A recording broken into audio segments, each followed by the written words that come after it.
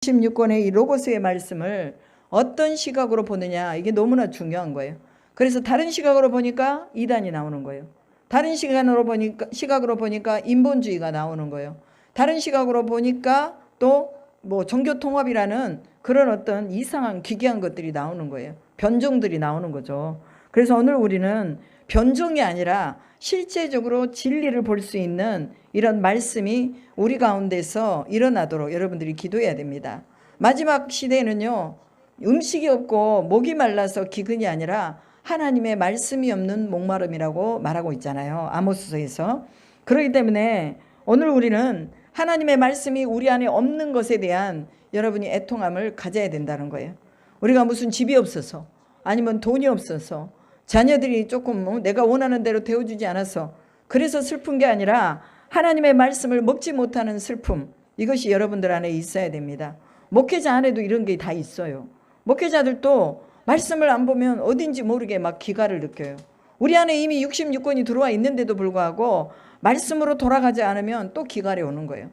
그러니 평신도들은 오직 하겠냐 그 말이에요. 그래서 내가 말씀 앞에 서지 못하는 것이 이것이 애통한 것이다. 그래서 여러분들이 이제는요, 어느 정도 여러분들이 신앙생활을 했잖아요. 그러면 이제는 다독보다는 정독을 하시는 게 좋아요.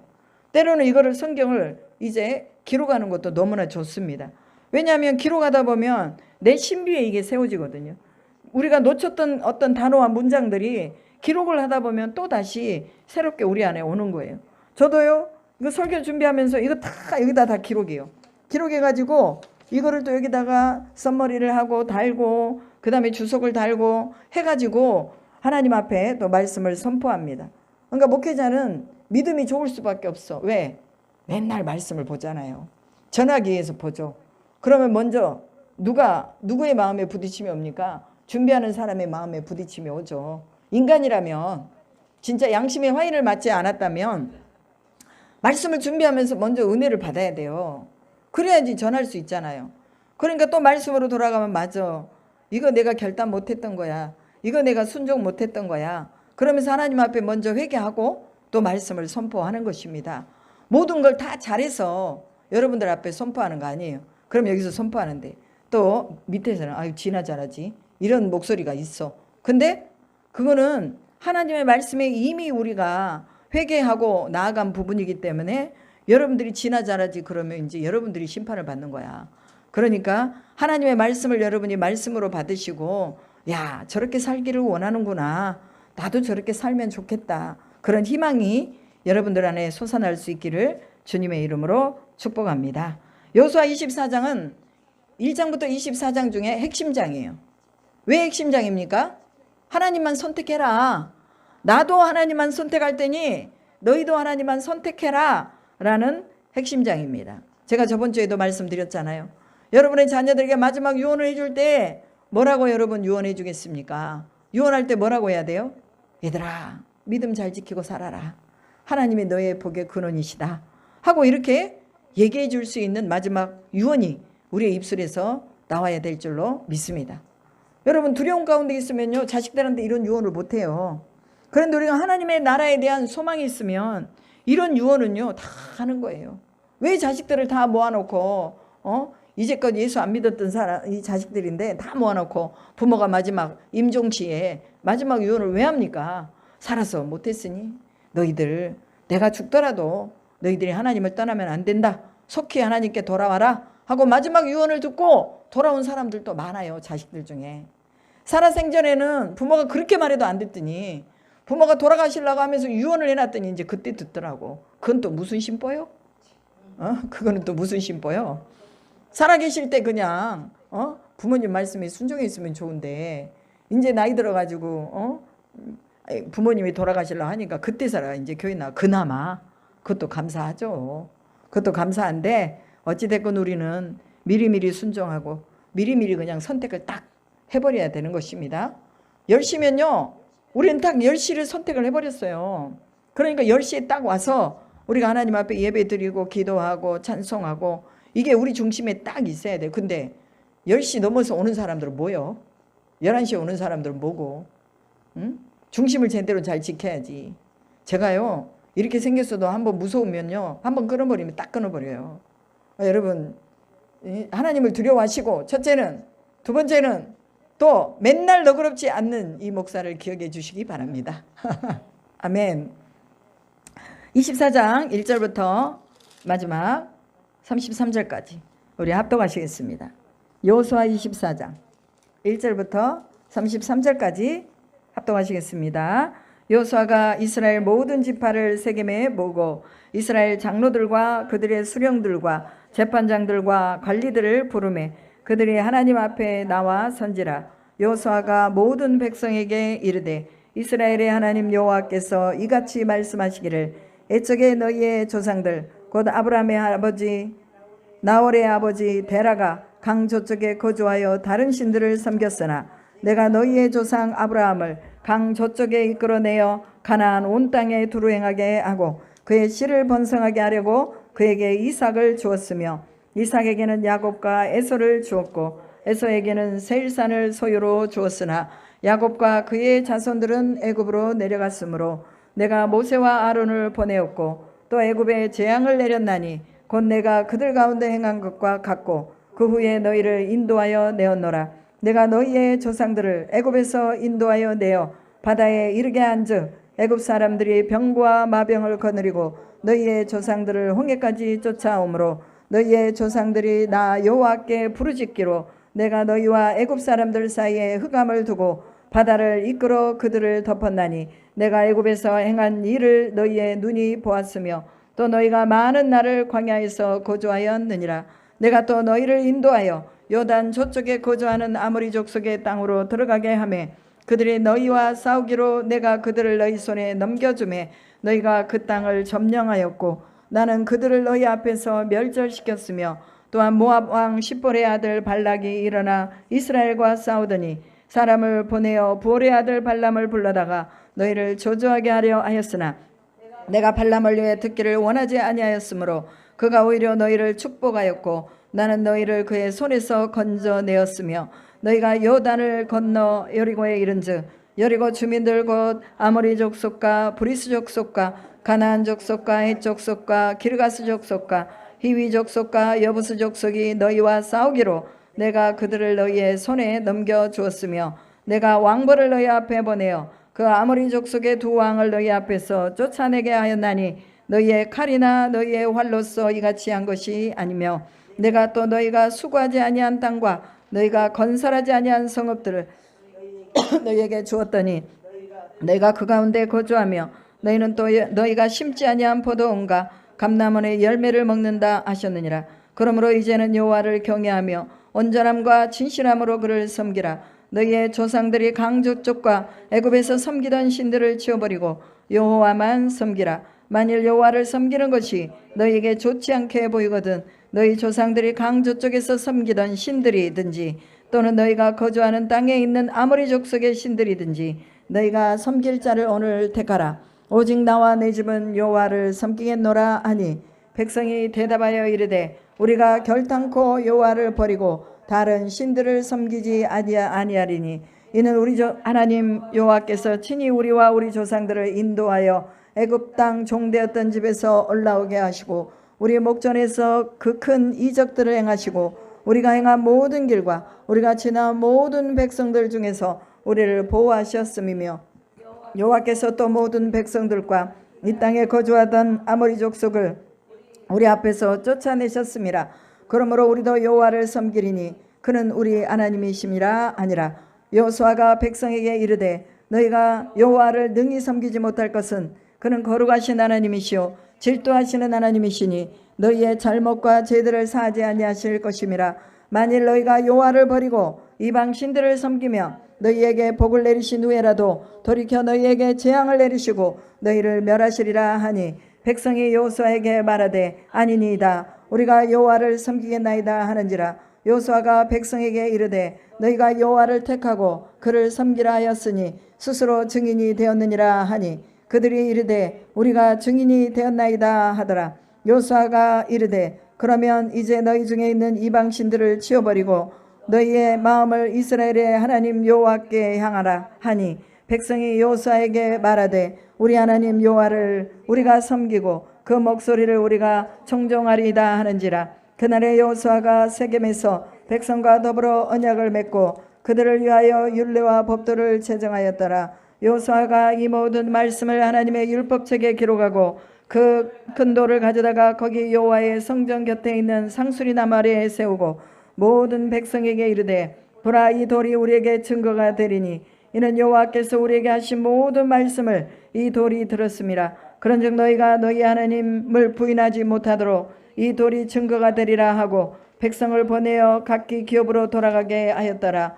이 일 후에 여호와의 종 눈의 아들 여호수아가 110세의 죽음에 그들이 그를 그의 기업의 경내 딥낫세라에 장사하였으니 딥낫세라는 에브라임 산지 가스산 북쪽이었더라. 이스라엘이 여호수아가 사는 날 동안 여호수아 뒤에 생존한 장로들 곧 여호와께서 이스라엘을 위하여 행하신 모든 일을 아는 자들이 사는 날 동안 여호와를 섬겼더라. 또 이스라엘 자손이 애굽에서 가져온 요셉의 뼈를 세겜에 장사하였으니 이곳은 야곱이 100크시다를 주고 세겜의 아버지 하몰의 자손들에게서 산 밭이라. 그것이 요셉 자손의 기업이 되었더라. 아론의 아들 엘라살도 죽음에 그들이 그를 그의 아들 비다스가 에브라임 산지에 받은 산에서 장사하였더라. 아멘. 오늘 모세 이후로 큰 선지자 여호수아와 또 엘르아살이라는 제사장이 또 죽은 것을 볼 수가 있습니다. 시대적으로 우리가 정말 크신 영적인 사람들이 돌아가실 때 우리 마음에 좀 애통함들이 크잖아요. 조금만 더 살아주셨으면 좋았을 건데 하는 그런 마음들이 있죠. 김중호 목사님이 돌아가실 때나 하용조 목사님이 돌아가실 때나 그리고 또 오카는 목사님이 돌아가실 때도 우리가 동일한 그런 마음을 가졌습니다. 오늘날 우리가 죽을 때에 조금만 더 사시지 하는 이런 마음을 줄 수 있도록 우리가 믿음으로 살아야 될 줄로 믿습니다. 그러기 위해서는 끝까지 우리가 하나님 말씀을 붙잡고 있어야 돼요. 여호수아가 110세에 하나님 품으로 갔잖아요. 110세에 하나님 품으로 가면서 그가 믿음을 지키고 하나님의 말씀을 붙잡고 있었기 때문에 자신의 백성들을 세겜으로 다 모아가지고 이제 하나님 여호와만을 섬기라고 말해줄 수 있었던 것입니다. 우리가요 정신적으로도 그러고 육체적으로도 그러고 건강해야 됩니다. 그래서 우리가 치매에 걸리지 않고 우리 육신이 사는 날 동안에 모세처럼 눈이 흐리지 아니하고 귀가 어둡지 아니하게 살려면 어떻게 살아야 돼요? 말씀으로 살아야 된다는 거예요. 그래서 여러분들이 늘 하나님의 말씀을 가까이 해야 돼요. 그래야 여러분들이 마지막까지 여러분의 마음에 두려움이 없이 살아갈 수가 있는 거예요. 나이가 들수록 죽음에 대한 공포가 있어요. 죽음에 대한 공포가 있으니까 몸이 조금만 아파도 두렵고 조금만 마음이 뭔가 상심이 돼도 두려운 거예요. 저도 나이가 들어간다는 증거가 뭐냐? 내 마음에 뭔가 우울함이 찾아오는 거예요. 그래서 좀 우울하네. 왜 이렇게 우울하지? 예전에 가지지 못했던 그런 우울함이 오는 거예요. 왜? 그게 내 신체적인 어떤 약함이 내 안에 들어오는 거죠. 그러나 믿음으로 우리가 이것을 뭐 하는 거예요? 자꾸 쳐내는 거예요. 육신은 어쩔 수 없이 쇠약해져 갈 수밖에 없어요.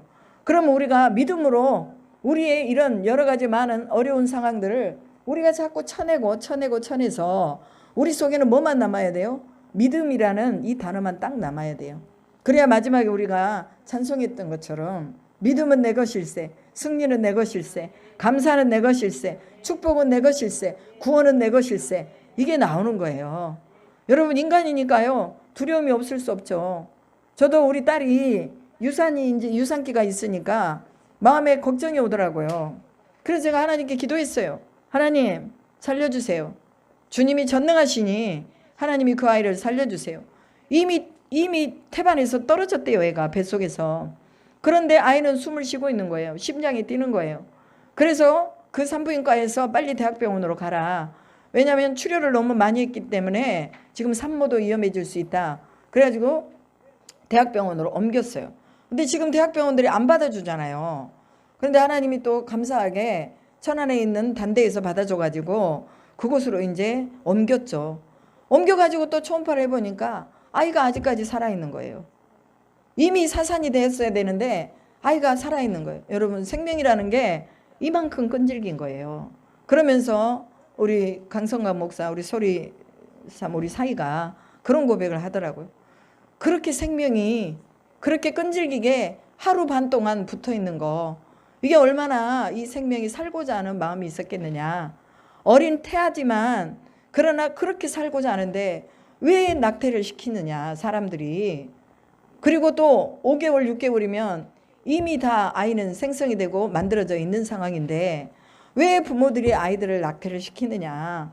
그것은 하나님 앞에 범죄다라고 수요일날 설교를 하는데, 정말로 오늘 이 시대에 우리 모든 믿음의 사람들이 경각심을 가지고 낙태가 얼마나 죄인지 이것을 알려줄 수 있는 자명고가 되어야 될 줄로 믿습니다. 그래서 이번 기회를 통해서 젊은 청년들과 또 젊으신 분들에게 정말 하나님이 주신 생명을 소중하게 여겨야 된다는 이러한, 또 설교를 해야 된다는 이런 자기 자신 나름대로의 사명감을 가지게 됐다, 이런 말을 하더라고요. 그리고 이제 또 이제 아이는 아이라도 또 산모가 그렇잖아요. 마음에 침울함을 가지고 있거나 아니면 그거에 대해서 받아들이지 못하면 하나님에 대한 원망이 있을 거 아니에요. 저도 막 기도했는데 하나님 왜 안 살려주셨어요? 하나님 살려주시지 왜 안 살려주셨어요? 그런데 살아난 것보다 하나님 편으로 가는 게 그 아이가 하나님께 돌릴 영광이 더 컸다는 걸 제가 깨닫게 된 거예요. 그러면서 하나님이 모든 것을 다 아름답게 하시니 주님이 그렇게 하심이 마땅합니다 하고 마음을 딱 먹으니까 제 마음에 평안이 오더라고요. 그리고 딸에게도 제가 그렇게 말했어요. 하나님이 그 아이를 통해서 뭔가 하실 말씀이 있으시고 그 아이를 통해서 뭔가 나타내기를 원하시는 게 있으셔서 5개월 동안 네 태 속에 그 아이를 두신 것이다. 그러면 그거를 찾아보자 했는데, 아이를 잃고 나서 얘가 막 그냥 밥을 주는데 그것도 밥도요 저녁 9시인가 돼서 먹더라고. 그래서 왜 이렇게 늦게 밥을 먹어? 그랬더니 이제 이 몸이 그 음식이 바로 이제 아이가 사살하고 나서 먹으면 안 되니까 시간을 두고 경과를 지켜봤던 거예요. 그리고 이제 9시 넘어서 밥을 먹는데 막 눈물이 그렇게 나더래. 밥을 먹는데 그렇게 눈물이 나더래요. 그래가지고 막 울면서 이제 막 어찌됐건 밥을 꾸역꾸역 먹었는데, 근데 그 옆에가 진짜 그 중증 환자, 그러니까 그 병동은 산모들이 정말 이 중증 환자들 산모들만 들어오는데 32개월인가 된 산모가 들어와서 양수도 많이 부족하고 뭐 아이의 어떤 그런 상태도 안 좋고 그래가지고 이제 입원을 해 있는 그 산모가 자기 같은 방에 있었던 거예요. 그런데 그 산모가 다 지켜봤을 거 아니에요. 얘가 들어오고 또 위험한 순간이 오고 그다음에 흐느끼는 소리 이런 걸 다 들었을 거 아니에요. 그러면서 이제 우리 딸이 정신을 차리고 보니까 저 영혼한테 내가 복음을 전하고 가야 되겠구나. 내가 이곳에 들어오지 않으면 못 만났을 그 산모가 한 사람 있었는데 그 산모에게 복음을 전해야 되겠구나. 그리고 이제 얘가 큐티하고 한 그 큐티책을 주면서 예수 믿으시냐고. 안 믿는데요. 그런데 이분은 3번이나 유산을 했고 그 다음에 이제 아이가 새롭게 이제 태어나려고 하는 가운데 있는데 위험한 상황이 있는 거죠. 그래서 예수님 믿읍시다. 예수님 믿으면 우리 인생의 큰 어떤 문제도 하나님이 만지십니다. 그러면서 복음을 제시하고 연락처를 받고 집에로 왔어요. 근데 집에로 왔는데 제가 이제 가서 좀 이것저것 해주느라고 갔더니 모르는 사람이 카톡이 왔네. 나한테 그러는 거야. 그래서 무슨 그 사람의 이름이 적어진 게 아니라 닉네임이 적어져 있어갖고 모르는 거죠. 그래서 이 사람이 누굴까? 그러고는 힘내세요. 힘내세요. 막 하면서 그게 뭐가 왔어요. 이 사람이 누굴까 하고 이제 얘가 기도하면서 누구신가요? 하고 물어보니까 그 산모였어, 산모. 서로 연락처를 주고받고 했는데 전화번호를 우리 딸이 입력을 안 해놓은 상태라 이 산모가 먼저 우리 딸한테 이렇게 힘내라고 메시지를 보낸 거예요. 그럼 가능성이 있지 않아요? 거기 가까운 둔포에 사니까 아산하고 둔포는 가깝거든요. 아니 20분 거리인데. 그래서 하나님이 그분을 만나게 하기 위한 하나님의 계획이 아니었는가 이런 생각도 해보는 거죠. 그리고 마지막에 자기 슬픔을 뒤로하고 한 영혼을 바라보면서 그 영혼의 복음을 전했다는 게 과연 너는 목사 딸이다. 제가 칭찬을 해줬습니다. 여러분 우리 마지막에 우리가 무엇을 할 수 있겠어요? 우리 고난의 끝 경점이라 할지라도 하나님이 그곳에 뭔가 뜻을 가지고 계신다면 우리는 그 뜻을 이루는 걸로 모든 사명을 다했다고 우리가 보는 것이죠. 얼마나 이게 우리 인생에서 복된 인생입니까? 그래서 아픔이 슬픔이 그것이 내 슬픔과 내 아픔으로 끝나는 게 아니라 하나님의 뜻을 이루는 뭔가 촉매질에 사용된다면 하나님 그렇게 사용하십시오 하고 우리가 또 하나님 앞에 우리를 내어드려야 될 줄로 믿습니다.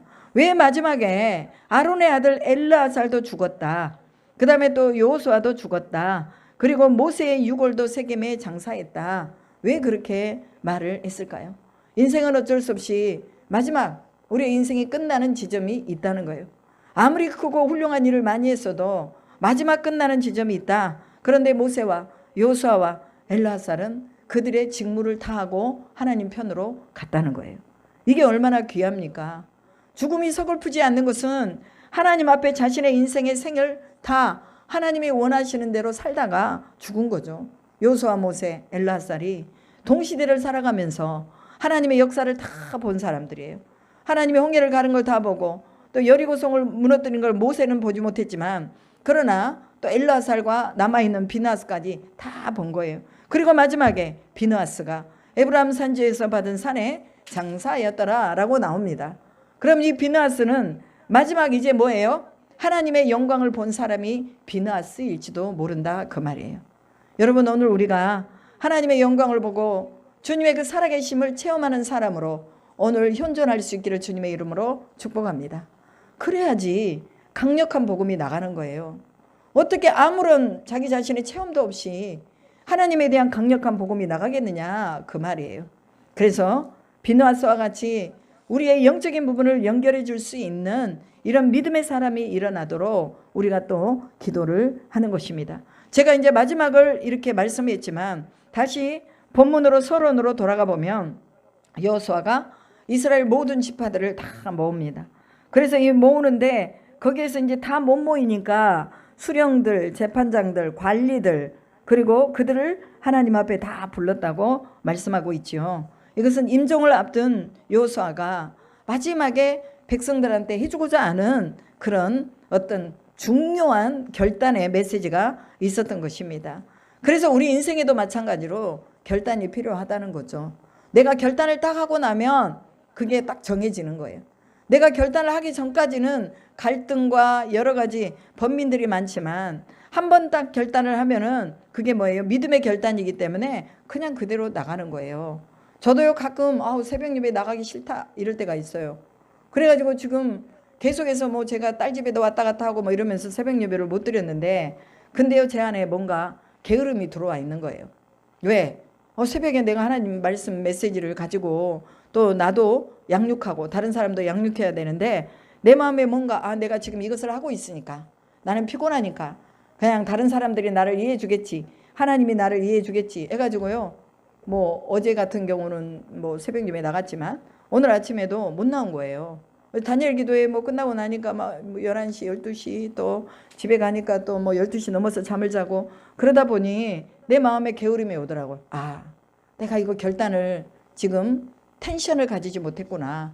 내가 결단을 텐션을 가지고 새벽을 지키리라고 했는데 내가 이걸 못 지켰구나. 거기에 대한 하나님 앞에 미안함이 오는 거죠. 그래서 하나님 내일부터는요 꼭 새벽 재단 잘 지키게 해주십시오. 누가 부교육자라도 있으면 가서 예배 드리라 그럴 건데 나 혼자 있으니 혼자 가서 하여튼 뭐 예배를 드리고 녹음을 하고 또 보내고 이런 일들을 해야 됩니다. 그래서 중요한 건 결단이 생기면 사람이 거기에 따라서 움직이게 돼 있다는 것입니다. 내가 무엇을 결단하느냐에 따라서 내 인생의 습관이 만들어지는 거예요. 습관이 만들어지다 보면 그게 내 삶의 체질이 되는 거죠. 근데 우리가 기도의 체질이 아직 안 되다 보니까 그걸 잘 못하고 있는 거예요. 새벽 예배의 체질이 안 된 거예요. 그럼 우리가 먼저 뭐 해야 돼요? 삶을 결정하고 새벽에 안 되면 저녁이라도 나와서 하나님의 전에서 기도하리라. 저희가요 전도하다가 만난 사람이 있는데 저쪽 옆에 교회를 다녀요. 근데 이분이 수요 예배를 끝나고 우리 교회로 다시 왔어요. 우리 교회로 와가지고 기도를 더 하고 싶어서 왔어요 그러더라고. 그래서 여기 단일 기도회 하고 있으니까 끝나고 나면 기도하시게 좀 기다리세요 그랬더니 그냥 손자가 전화 와가지고 그냥 가셨어. 그렇게 기도를 사모하는 사람들이 있더라고요. 왜? 자신의 환경이 절박하니까. 딸이 저기를 낳은 거예요. 그 아빠가 없는 아이를 낳은 거예요. 근데 그 아이가 지금 초등학교 한 2학년, 우리 애찬이하고 똑같더라고, 우리 손자하고. 그런데 엄마는 맨날 이 애를 보면 막 옥박 지르고 또 막 뭐라고 그러고 안 태어날 애가 태어난 거죠. 그러니까 엄마는 얘를 보면 마음이 불편한 거야. 그러니까 좋게 말하기보다는 나쁜 점이 보이고 단점이 보이니까 자꾸 지적질하게 되죠. 그러다 보니까 이제 엄마가 이 아이를 제대로 못 돌보는 거야. 그리고 엄마는 나가갖고 친구들 만나고 놀다가 저녁 12시 넘어서 들어오고. 그러니까 삶이 제대로 되지가 않는 거죠. 그러니 이 부모된 심정에 엄마의 마음이 딸을 봐도 안타깝지, 이 손자를 봐도 안타깝지, 얼마나 안타깝겠어요.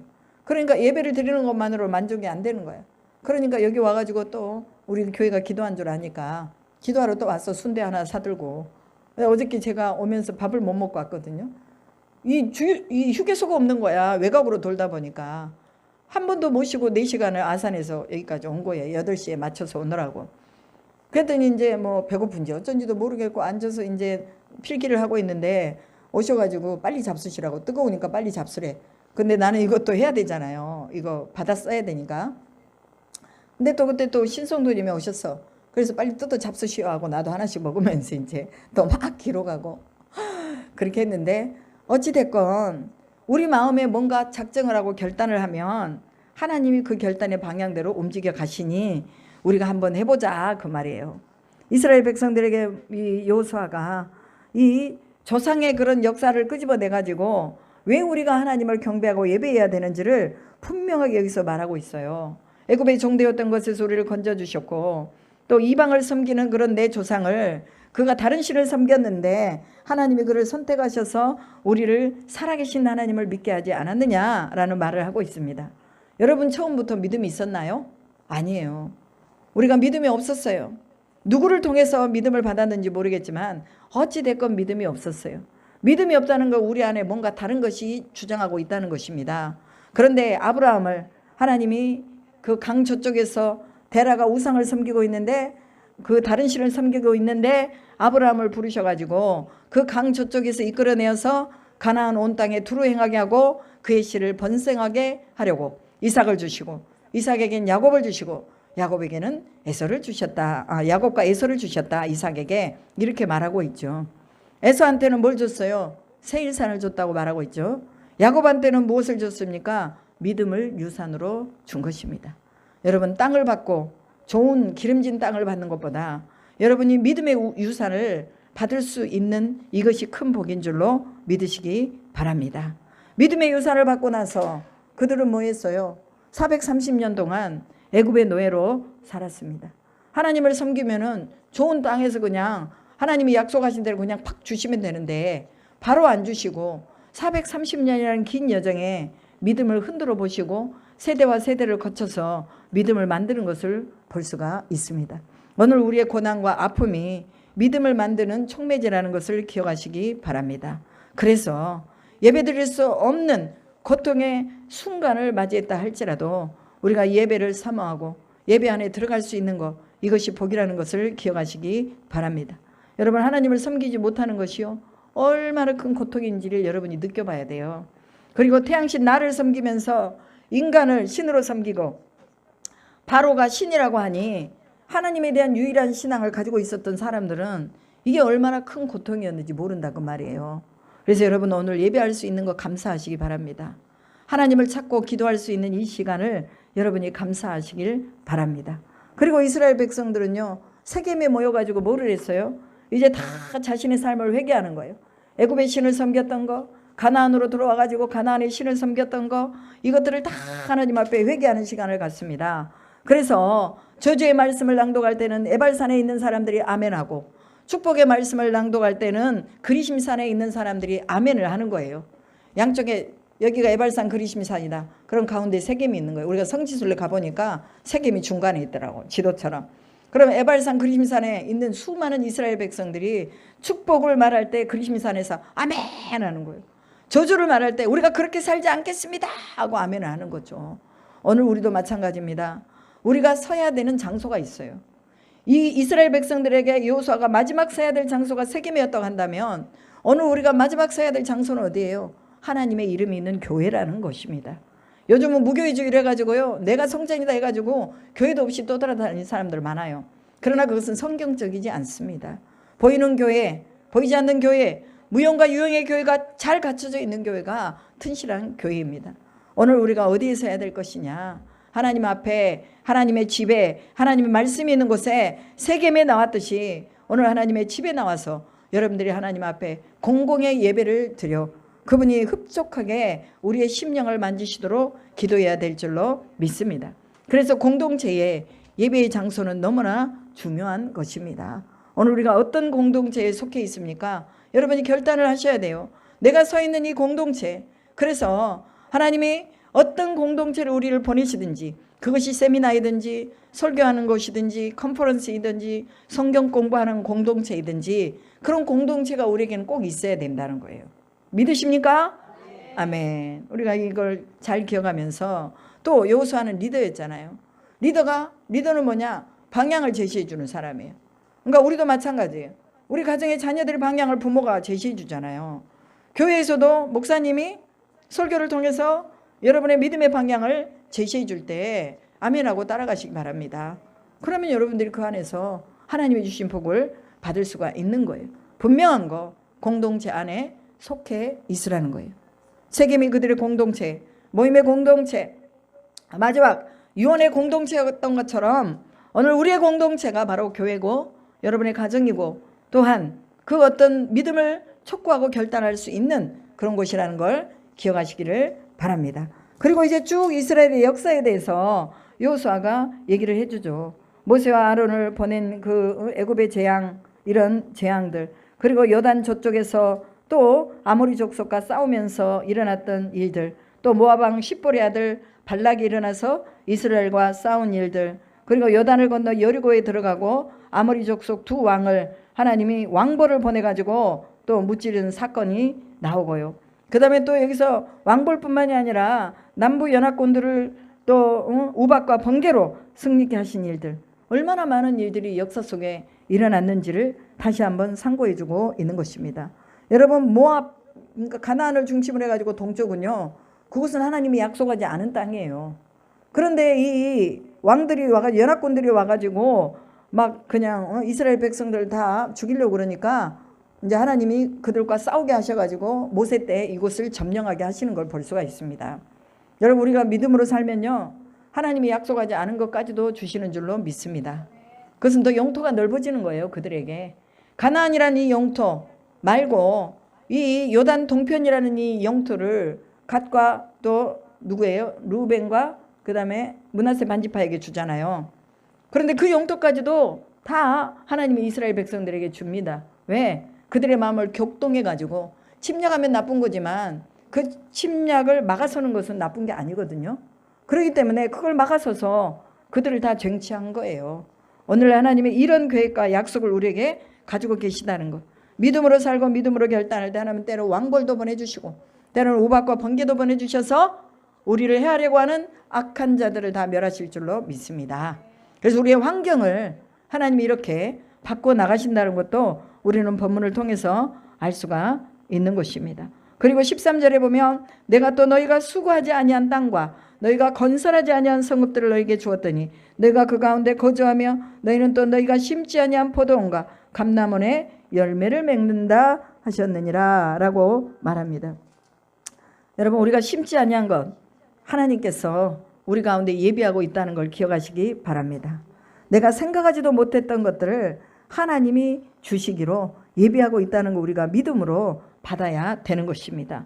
포도원과 감람원의 열매를 보도록 씨를 심지 않았는데도 하나님이 이것들을 주신다는 거예요. 우리가 다니엘 기도에서 그 시골 의사 박성욱 원장인가요? 이분이 그 말을 했잖아요. 수박을 먹고 장난기가 발동해가지고 부두두두 하고 수박씨를 한 20개 뱉었더니 딱 하나가 났다고 그러잖아요. 어떻게 되나 보자 하고 딱 뱉었더니 하나의 수박이 딱 나가지고 얼마나 큰 수박이 하나가 딱 열려있는 거 우리가 봤잖아요. 사진으로. 마찬가지예요. 아무것도 안 심으면 아무것도 안 난다.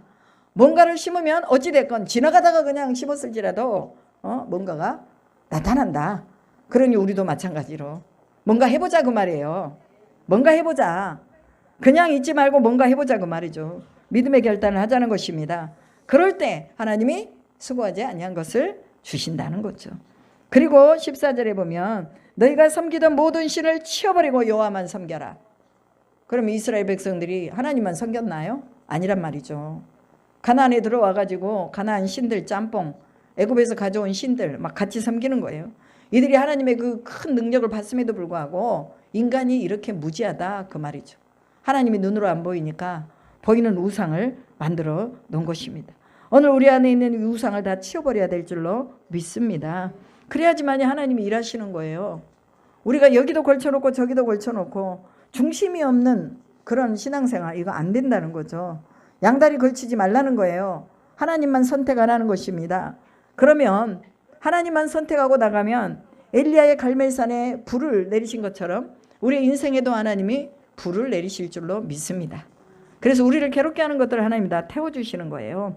그리고 이제 뭐라고 말합니까? 오늘 택하라. 오직 나와 내 집은 여호와를 섬기겠노라 라고 고백하고 있습니다. 섬길 자를 선택하라는 것입니다. 오직 하나님만을 선택하라는 거죠. 여러분 오직 하나님만 선택하고 있습니까? 아멘. 하나님만 선택해야 돼요.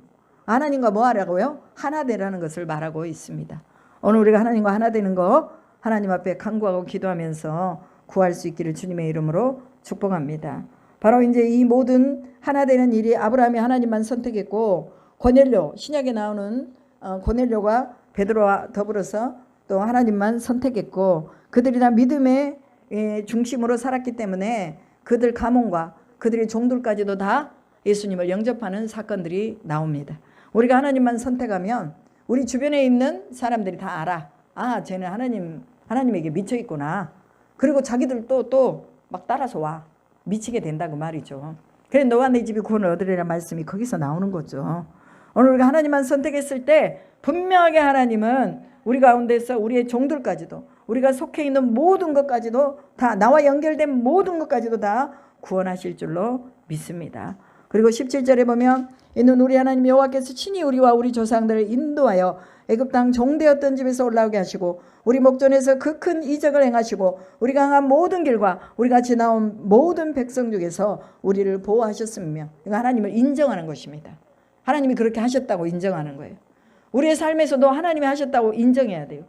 하나님이 하셨다고 인정이 안 되면 우리 속에서는 불만과 원망과 불평이 일어날 수밖에 없어요. 그래서 저도 우리 딸이 그렇게 이 아이가 유산되면서 하나님 왜 그러셨어요? 좀 보살펴 주시지. 좀 강건하게 해주시지. 왜 그러셨어요? 살짝 섭섭함이 몰려오려고 하는데 그러나 하나님 뜻이 있겠죠. 주님이 그런 이유가 있겠죠. 그렇게 생각하니까 섭섭하면 어디로 가고 주님의 뜻을 이루어 주십시오 하는 그런 기도가 나오더라 그 말이죠. 그래서 하나님이 하셨다고 여러분 고백해야 됩니다. 내 인생의 모든 여정 하나님이 하셨다고 고백해야 돼요. 신순덕 성도님 태어나자마자 엄마가 돌보지 않았지만 그러나 하나님이 하셔서 여기까지 온 거예요. 아멘? 아멘. 그것만 인정하면 내 인생 마지막 어떻게 종지부를 찍어야 될 것인가 분명하게 나오는 것입니다. 그리고 이제 너희가 여호와를 버리고 우상을 숭배하면 너희 안에 있는 신들을 치워버리지 않으면 너희가 마음을 주께로 행하지 않으면 너희들은 뭐 할 것이다? 세겜에서 이스라엘 백성들에게 분명하게 말하고 있죠. 우리가 하나님의 목소리를 청종하지 않고 율례와 법도를 너희들이 따르지 않으면 결코 하나님이 주신 귀한 복을 받을 수 없다는 것을 분명하게 얘기하고 있습니다. 그리고 그 안에서 이제 모든 백성들이 3번이나 우리가 여호와를 따르리이다 하나님을 중심으로 살겠습니다 하고 18절 21절 24절에 3번이나 그들이 하나님 앞에 언약하고 있는 내용들이 나옵니다. 이제 그들과 함께 더불어 약속을 했으면 26절에 보니까 큰 돌을 세워서 증거물을 세우는 것을 볼 수가 있습니다. 왜 그렇습니까? 또 그들이 잊어버리니까 돌을 세워가지고 세겜은 모든 사람들이 다 모이는 장소니까 그곳에 올 때마다 하나님만 섬기겠다고 약속한 그 약속이 거기에 딱 있잖아요.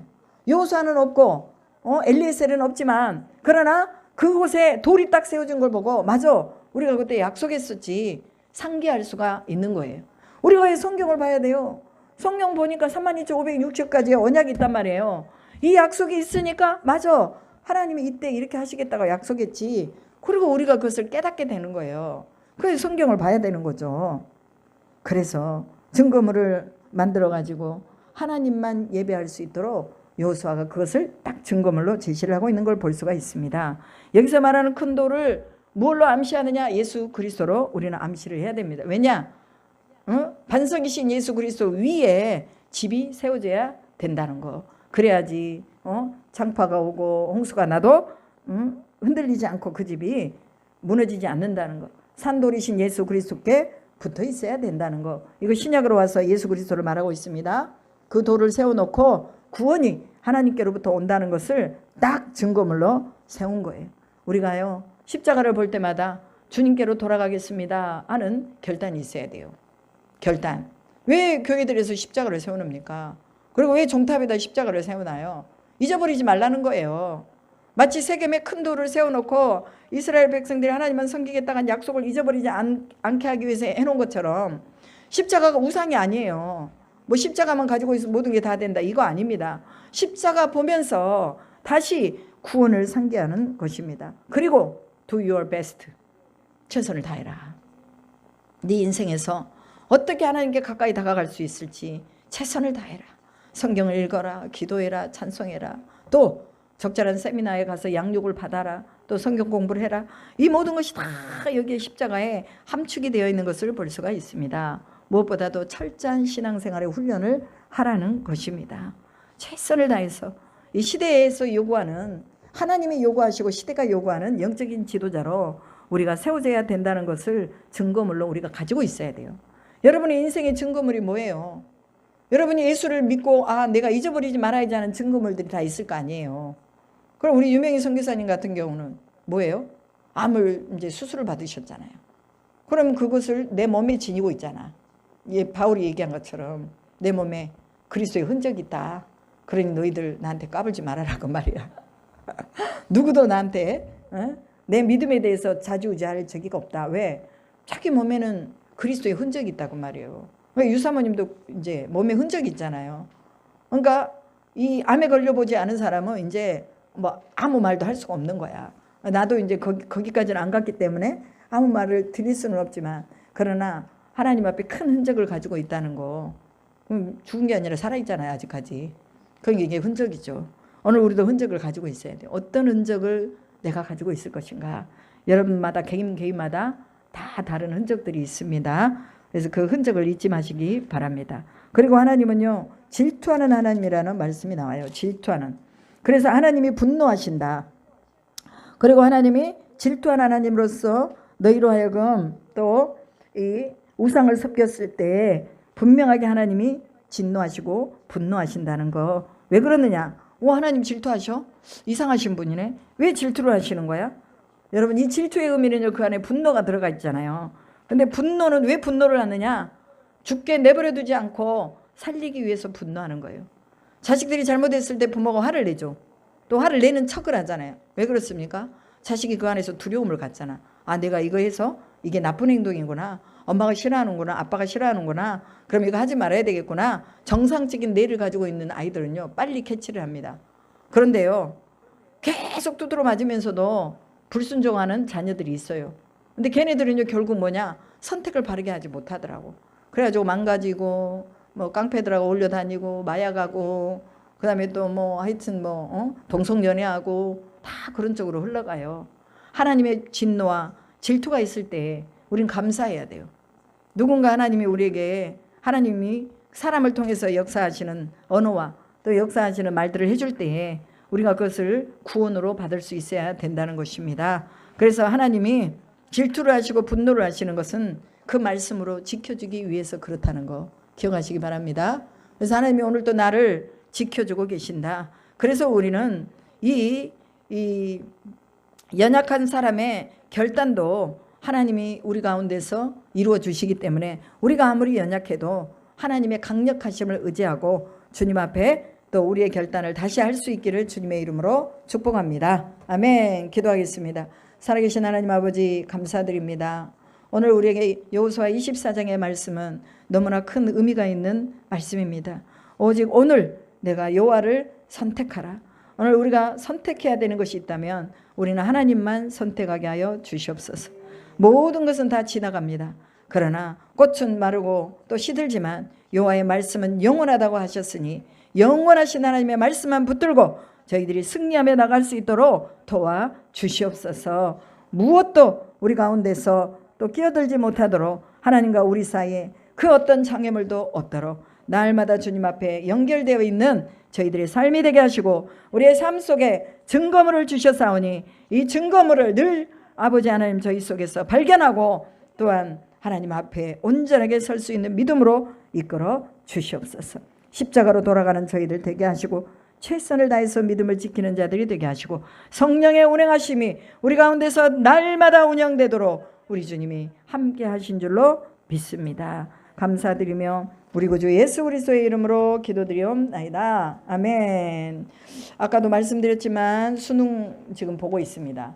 그래서 수능 우리 믿음의 사람들 또 위에서 여러분들이 기도해 주시고 특별히 우리 중보기도 하시는 분들 중에 또 수능 자녀가 있어요.